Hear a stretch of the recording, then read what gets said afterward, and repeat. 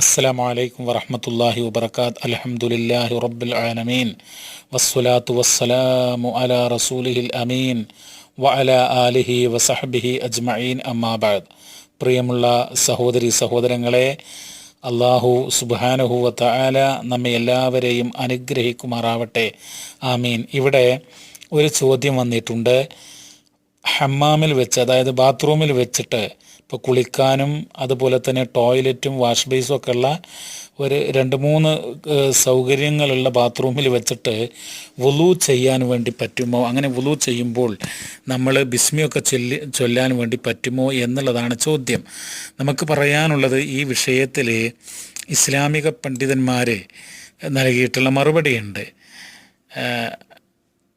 അപ്പോൾ അവർ പറയുന്നത്, തീർച്ചയായിട്ടും ഒന്നാമതായിട്ട് മനസ്സിലാക്കേണ്ടത്, ഇസ്ലാം ശുദ്ധിക്ക് വളരെയധികം പ്രാധാന്യം കൊടുക്കുന്നുണ്ട്. നമുക്കറിയാം, അത്തുഹൂറു ഷത്റുൽ ഈമാൻ, വിശ്വാസത്തിൻ്റെ, ഈമാനിൻ്റെ പകുതിയാണ് ശുദ്ധി എന്നുള്ളതാണ്.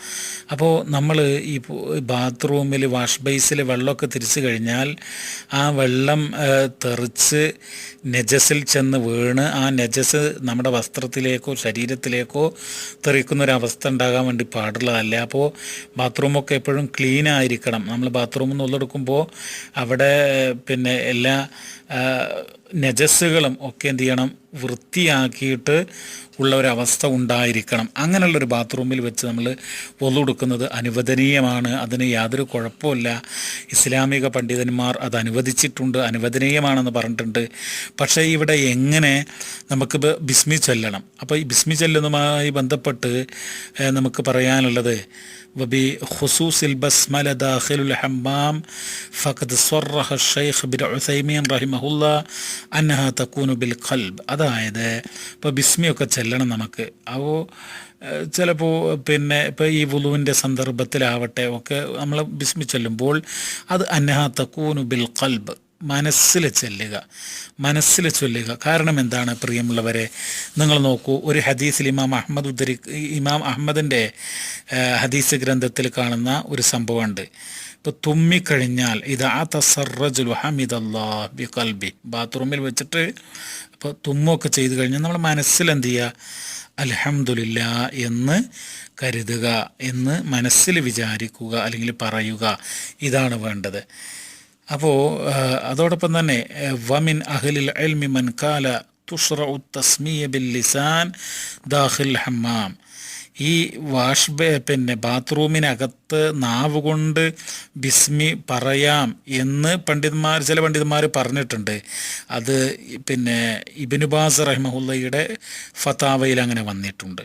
ഇനി നിങ്ങൾ നോക്കൂ, ഇപ്പോൾ ഇതിൽ പറയാണ്, ലാ ബഅസ അൻ യതവല്ല ദാഖിൽ ഹമ്മാം ഇദാ ദഅത്തിൽ ഹാജ ഇലാ ദാലിക്. എന്ന് വെച്ചാൽ ഇപ്പോൾ ഒരു സ്ഥലത്ത് നമുക്ക്, നമ്മുടെ വീട്ടിലാകട്ടെ ജോലി സ്ഥലത്താകട്ടെ, ഇങ്ങനെ ബാത്റൂമിൽ നിന്ന് മാത്രമേ വുളു എടുക്കാൻ നമുക്ക് സാധിക്കുള്ളൂ.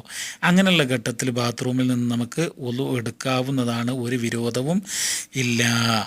വയുസമ്മി ഇൻദ അവ്വലിൽ വുളു യഖൂലു ബിസ്മില്ലാ. അപ്പോൾ വുളുവിൻ്റെ തുടക്കത്തിൽ ബിസ്മില്ലാ എന്ന് നമ്മൾ പറയണം.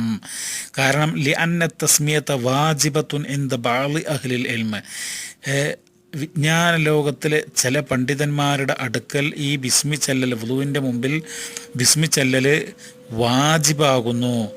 വമുതഅക്കിദത്തുൻ ഇൻദൽ അക്സർ, ബഹുഭൂരിപക്ഷം പണ്ഡിതന്മാരുടെ അടുത്തും അത് നിർബന്ധമായിട്ടും അത് പറയേണ്ടതുണ്ട്, ബിസ്മി പറയേണ്ടതുണ്ട് എന്നുള്ളതാണ്.